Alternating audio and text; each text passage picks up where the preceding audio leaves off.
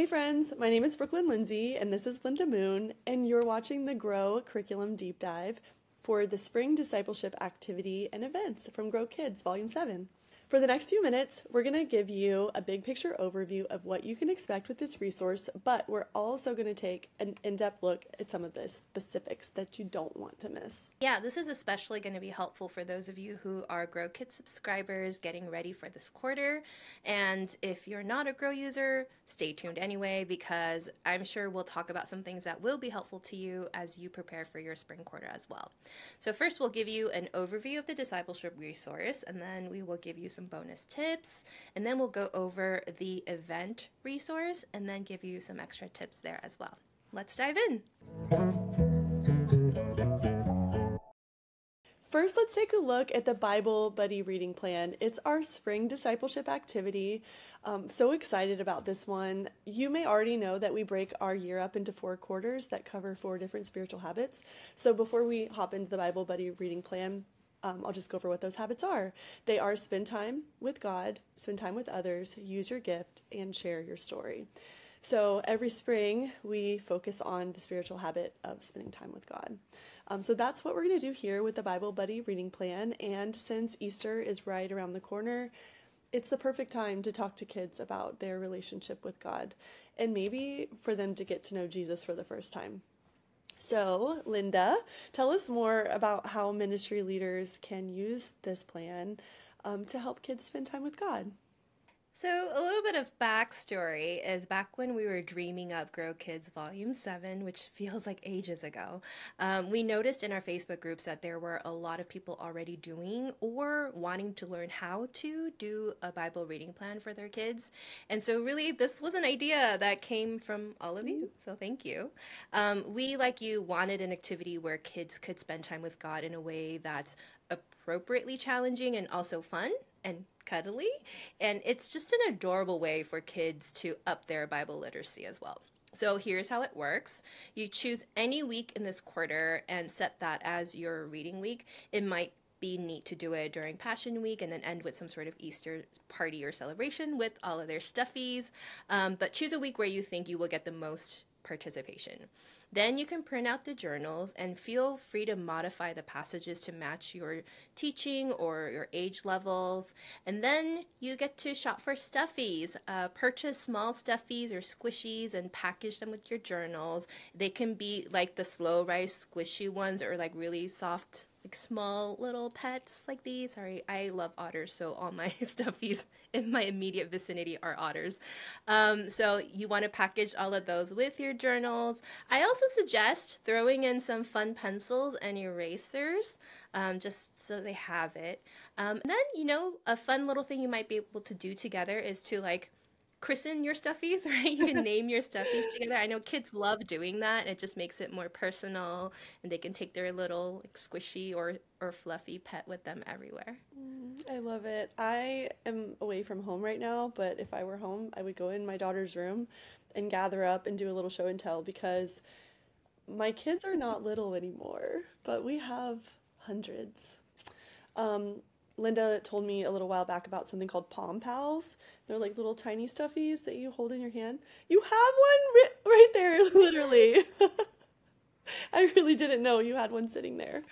That's so cute. They're like heavier in the bottom when you hold them. They're so cute. So I got a Yeah, couple. they're like upgraded beanie They're babies. That's so what it feels cute. like to me. Yeah. We were traveling and we went to New York, and my daughter's really into what are they called, Linda? The ones that look like vegetables and things like that. Oh, the jelly Yeah, cat. Jellycat, she's like really into it. And I was just like, Oh wow, yeah, me this is too. so cool that you can love stuffed animals as long as you want. I remember being a kid and Right. my mom was like, do you really need all those? And I think she was just trying to clean the house. She wasn't trying to like stifle my dreams.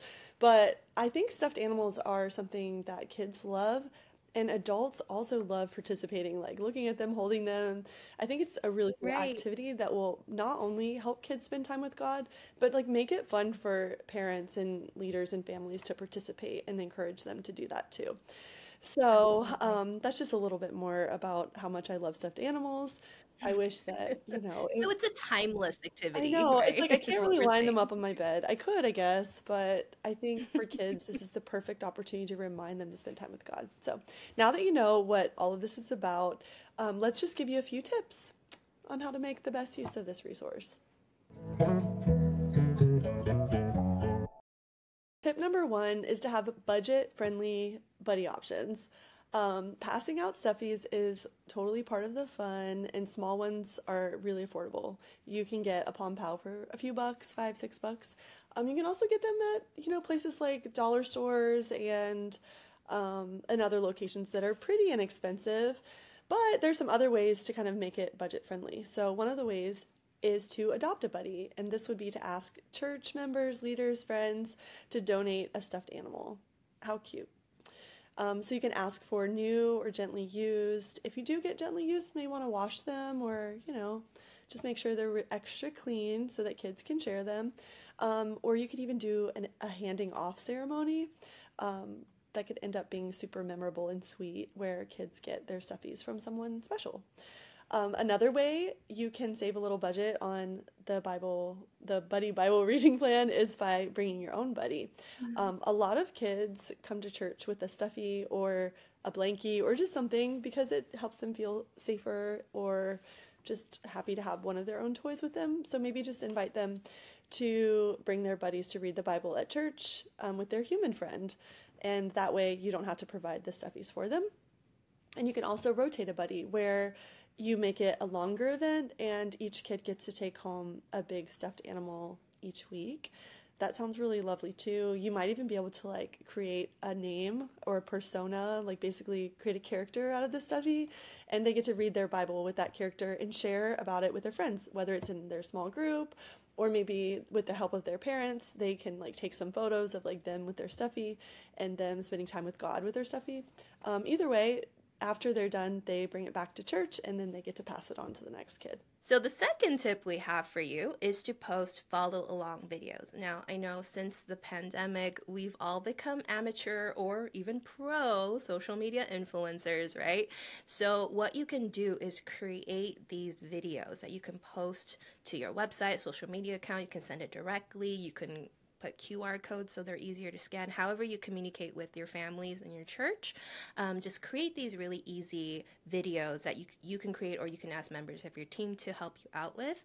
Because within the Bible reading journal, there are these prompts. So you can actually do it with them, right? So show them how it's done. A little worked example, if you will. So you can read the passage aloud in case kids don't have people to read with them at home. So you can read it for them and they can follow along. And then there's questions like, where did you read? And then you can talk about where you are right now. Oh, I'm in my living room. And then talk about what's in your living room and stuff. It's kind of fun. And then ask, what did you learn? Draw a picture as you talk about something you learned. And so you could do that too. You can draw a picture and then show it to the camera. And then how can you use this today? And so when you respond or draw pictures and show the kids what you're doing, it sparks their ideas as well. So it's a great way to have kids do this and families do this without putting so much pressure on the parents at home if you are doing it at home. Or you could do it at church with your small group leaders, but this is a great tip if you are sending these home. Yeah, this is great. I really can't wait to see everyone doing this. I think it's going to be so fun, and I think kids are going to get to So spend a lot fun. of time with God. It's really cool. So I'm excited about it. If you need help, make sure you connect with each other because a lot of you have some unique ideas, and you'll begin to think of your own ways to make this really special. Okay, great. So now that we've gone over our discipleship resource, let's take a look at the super fun event that we have coming up for you this quarter. Okay, so in addition to doing the discipleship activity each quarter aligned with one of our 4 spiritual habits, we also provide a just for fun event that you can roll out in your ministry for outreach or fellowship purposes. It's really just a time that you can get people together to have fun. So for the spring quarter, Grow Kids has an exciting event lined up called Crazy Craft Day. Yay! It's a fun alternative to, or maybe in addition to, the traditional Easter egg hunt that most of us do around this time of year. And some of you might be thinking already that you're not super arts and craft, you know, like it's not like in you to be um, arts and crafty, but this is going to be super easy for you to do, even if it's not natural to you to be artistic. We've got everything lined up and we provided 8 really, really cool Easter craft ideas that we know your kids are going to love and they'll be easy for you to do with them. So, Linda, you want to tell us more? Yeah, absolutely. So, as the name suggests, it's a crazy craft day. It's going to be chaotic, but it's also going to be really fun. So, the crafts that we suggest you do for Crazy Craft Day are as follows. The first one we want to talk about is neon basket weaving. You'll see that you could probably sync up this event with our Glow in the Dark series in the teaching side. So, if you do that, then some of these neon themes will come through and there'll be some consistency between the two. So, that'll be really cool. We have tiny bunny race cars because, bunnies and Easter, they're just so iconic. They go together. We have paper plate Easter eggs, really simple to set up. This is really easy, especially for those of you who are like, I'm just not really into arts and crafts. This is a super easy one for you. We have a handprint bouquet. We love that. We usually reserve things like this for Mother's Day, but springtime is a great time to do all the flowers. We have a beaded egg craft. Super cool, and kids really love beads. There's a resurgence of beads lately, so make sure you maximize on that trend. We have glow in the dark bouncy balls, and I know that feels really messy to you, but your children will love it. And then we have this out of this world painted eggs, which is kind of a fun twist on the traditional Easter egg dyeing. And we have neon marble painting. So marble painting is always fun, a really easy one to do, especially if you have younger children in your ministry. This is a great way to let them get artistic without having to really scaffold it too much. Yeah, and they're beautiful to take home.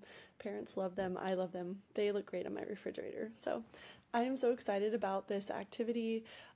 There are lots and lots of ways to do this event. So just remember, this resource is so customizable. You can kind of use different activities that you want. You can add your own, but there's plenty of material here to get you started. So we do have a few tips on how to make it extra awesome. So I'm going to go ahead and start with tip number 1. Tip number 1 is to throw a big glow-in-the-dark party. You may want to bug your youth pastor, or if you're both, go into that closet and look for everything that glows. Or just go to the dollar store. We'll also have linked things for you to be able to get quickly online. Just make sure all of your craft supplies lean toward glowing, bright neon colors instead of pastel colors. That's going to be the key because you're going to be using black lights and having glow sticks and having lots of Easter egg hunt things that happen where the Easter eggs glow, and you'll be able to play upbeat music and have like a really fun time. Sometimes Easter egg hunts can be very chaotic. We know this, and we have to sequester kids off into different sections so no one gets hurt. But glow in the dark parties are really fun because everyone kind of starts out in the same place in the dark. And the eggs themselves glow, and kids have other things to do than just chase down candy. So I recommend a glow in the dark party if you're interested in that. Yeah, absolutely. We love parties and we love glow in the dark things, so putting them together just makes sense. Tip number 2 is to make a sample for each station. And I know that feels like it goes without saying, but you could be super intentional about this by having a pre-Crazy Craft Day with your volunteers. You can divvy up the crafts and have your volunteers help you make them. And it'll be a great time for you to hang out with your volunteers. And also you can get a feel for which activities you actually really enjoy and which ones you feel are too complicated. You'll get an idea of which parts of each craft you might want to do beforehand to save time at each station. You'll know what supplies you need and how much of it. You'll be like, and as you do this, you'll discover little hacks on like, hey, I think if we do glue like this, it'll be better. Like, you guys are so smart. And so you'll figure out fun ways to make this craft system work better. So testing it out in advance, we highly, highly recommend.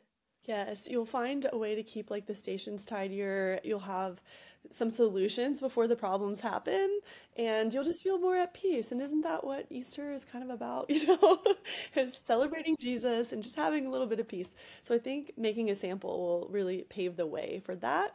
One little extra bonus tip is you may want to make some t-shirts that say Crazy Craft Day, or like have your leaders dress in the same glowing colors so that when you're doing your party or doing your stations, everyone kind of looks like they're glowing too.